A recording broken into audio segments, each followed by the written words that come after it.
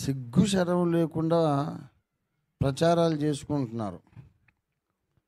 భరద్వాజ మహర్షి రాసిన విమాన శాస్త్రం మన దేశంలో ఉన్నది. ఈ విమాన శాస్త్రం ఎత్తుకుపోయి అది నేర్చుకొని రైట్ సోదరులు విమానం తయారు చేశారు అని చెప్పుకుంటున్నారు. అవును, భరద్వాజ మహర్షి విమాన శాస్త్రం రాసిందేమో నీ లెక్క ప్రకారం 1000 సంవత్సరాల కిందట. బ్రిటిషర్స్ మన దేశానికి వచ్చిందేమో 200 సంవత్సరాల కిందట. మరి ఆ బ్రిటిషర్స్ వచ్చి ఈ గ్రంథం ఎత్తుకుపోయేదాకా 1000 సంవత్సరాలు ఏం పెకలిస్తున్నావు బాబు? ఏం చేస్తున్నావు నువ్వు? విమానాలు తయారు చేసి ఇండియా మొత్తం తిప్పొద్దా? మరి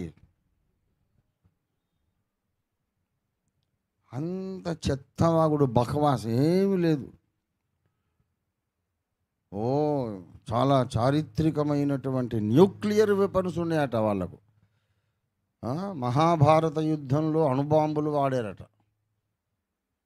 ద్వాపర యుగంలోనే మన దగ్గర అణుబాంబులు ఉన్నాయని నాసా కనిపెట్టిందట. మళ్ళా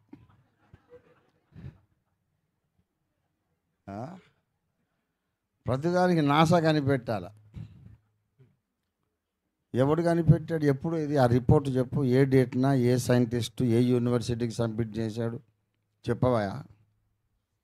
అవన్నీ అడగొద్దు, నేను చెప్పొద్దు, మీరు చెప్పింది వినాలంతే. ఇది వీళ్ళ మూర్ఖత్వం. ప్రియులారా,